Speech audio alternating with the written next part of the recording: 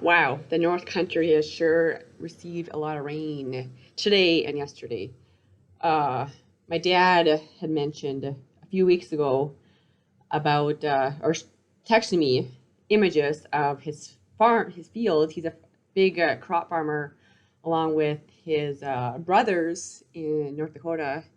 And they dealt with some spring flooding, pretty heavy spring flooding earlier this year. Now there were just enormous amounts of rain that it flooded their fields again, which is not good for a farmer, as all you farmer daughters and sons know how that makes a farmer feel. Anyways, I told him that I would really like that some of that rain over here, and I think my wish did finally come true. So today I want to quickly give you some pointers on nutrition. Nutrition is key for optimal bodily functions, for providing energy throughout the day, throughout your workouts. Too much or too little of a nutrient can wreak havoc on your body's organs, disturb your body's energy levels, and ultimately go to waste because your body can only handle so many nutrients and then will excrete the extra out. For example, too little of iron can cause poor endurance levels and a lower ability to burn fat. And too much protein, and I know there are many people, especially those that lift weights, and I feel it kind of maybe applies more so to men, that they think we need to just guzzle or consume all the protein we can because then our muscles will grow that much faster and bigger. But that is not true. Too much protein actually increases urine production and your risk of dehydration. If you think about it, if you're going to urinate out more frequently, yes, you will get dehydrated. So, this is a little off topic. Well, that's related. But protein, they usually recommend like 0.8 grams of protein for most individuals. 1 gram and 1.2 gram I've heard of for the very serious athletes.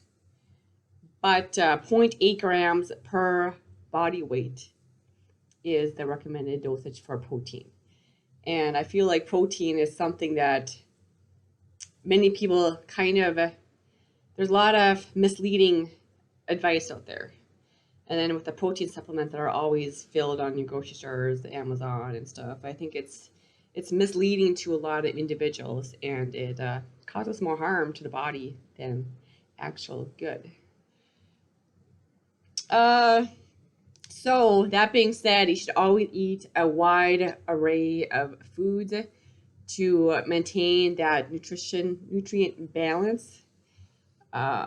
If you are constantly getting nutrients out of foods, fruits, vegetables, you really don't have to take a multivitamin or take nutritional supplements. For example, I try to eat a huge bowl of salad every day. And I do so more so at supper because I really don't need energy after supper. So a salad is light for the most part. And I do it with kale or kale or spinach. Iceberg lettuce has been known to have no nutritional value, or has no nutritional value, so I would kind of steer away from that. Romaine lettuce is good, and there's other kinds of arugula that I really like. Bok choy, that's some good stuff. But I try to do a big salad, and then I'm not a vegetarian, so I add any kind of meat, chicken, usually chicken, salmon. And let's see, what else did we say? Optimal levels of carbs. Let's see, ample amount of spinach. And then for your carbs, I more so try to get my carbs through vegetables versus pasta or breads. And I get my carbs through oatmeal in the morning but that is when I need the energy, is in the morning and afternoonish. So I would recommend filling up your plate with, half a thing of veggies, if not more than half. Filling your stomach with that, then going to your pasta or your bread or whatever, that kind of carbs. But filling it with the stuff that actually has a variety of nutrients and that's not going to make you bloaty and sluggish. That's going to provide more energy. The grains, no doubt, grains have health benefits to them. Especially the whole wheat, the barley, the rye, corn, oats. They definitely do, but they often make you feel kind of sluggish, kind of bloated. And I guess muffin, that would be an optimal level of grain such as that, because it's not huge. But like a whole bowl of pasta for lunch, that, no doubt you're going to want to not do much, not have the energy to do what you need to do for the rest of the day. You might want to just take a nap, and naps are kind of hard to take when you're in the middle of your workday. So, writing or dealing with interview. And the reason nutrient supplements should be avoided is because if you take them, and if it's in a high amount of nutrients, minerals, you could possibly cause more harm by toxicity. Sorry, I cannot say that word very well. My tongue just does not roll that way.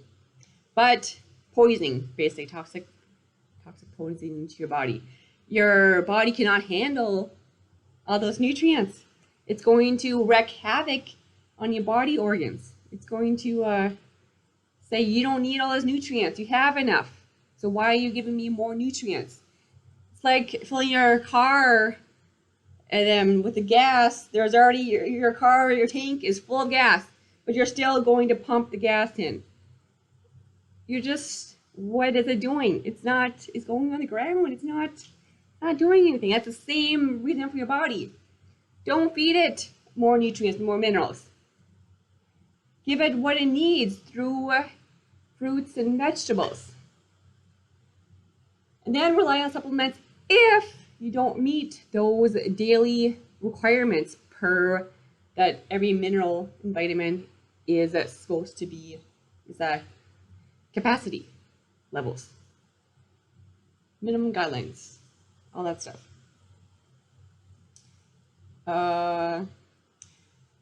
You could also cause nutrient insensitivity.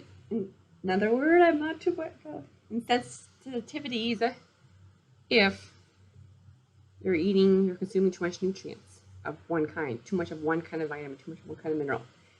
So my suggestion for you, and many dietitians will say this, is, many sports nutritionists will say this, small, frequent meals throughout the day is your best bet, if that is possible with your daily lifestyle. 300 to 400 calorie, depending on what your calorie requirements are for the day. Athletes, you're going to have a higher calorie requirement. But that will keep your body fat low, your muscle mass at optimal levels where it's constantly feeding. It's using the, I'm going to go back to my notes now. Let's see. You have a lower weight, lower body fat. You'll have improved levels of blood sugar, which is very optimal, needed for those that are diabetic. But for all of us, even if you're pre-diabetic, it is a great way to avoid being full-blown diabetic. You'll have lower stress production. You have a better maintenance of your metabolism, and I think I already mentioned the muscle mass. Obviously, if you're feeding your body food every 3 to 4 hours, your body is saying, okay, this is good. You're feeding me. I can function at optimal level that you need for your workouts, for your work, for you to function properly. You're respecting, you're respecting your body. If you say go 6 hours without eating a meal, do you think your body is going to be happy about that? No, because now it's been deprived of food for 6 hours, and it's possibly turning to your muscle mass, to taking muscle mass, which if you consistently do not eat enough calories per day, your body will use your muscle mass for energy. So in theory, if you're trying to build muscle mass, but you're not giving enough calories, your body's taking away the muscle mass. What are you gaining? What are you trying to do? You're doing more harm. Even though you wanna improve your muscle, you have to make sure your energy balance is equivalent. If your goal is to increase muscle mass, then increase your calorie intake by increase it? Yeah, they increase your calorie intake by 300 to 400 calories, along with 2 to 3 days of strength training. If your goal is to lose body fat and you're eating too many calories, well, then you probably should decrease your calories, possibly by 3 to 400 calories. But do it slowly so your body's not shocked. Do it on a gradual basis and then slowly incorporate in your exercise. So you work up to a moderate to vigorous activity level.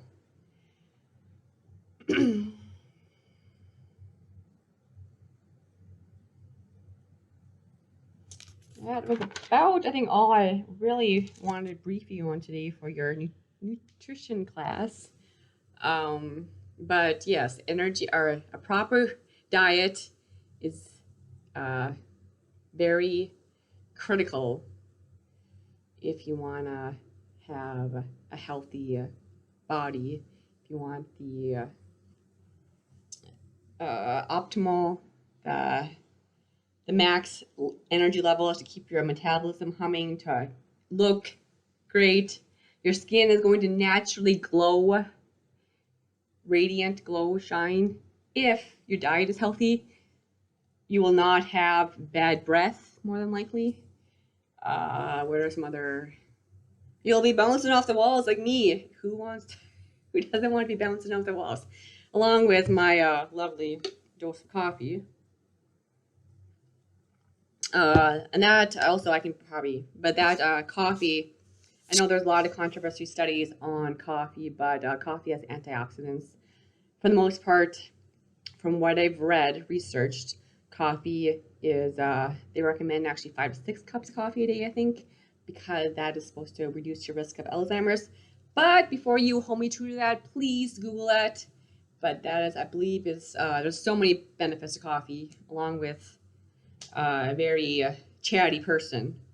So, today ends the round 1 of voting. I would appreciate your free daily vote. I am currently in 8th place. Round 2 will begin then at 11 p.m. tonight. And they're going to select the top 15 out of each group. This is a long process, but team members, as a team, we will finish and reach that finish line. So thank you, thank you, thank you. I appreciate every one of you. And have a wonderful day. Maybe wear a raincoat, umbrella, because this weather is kind of a little insane, kind of crazy. Talk to you later. Bye.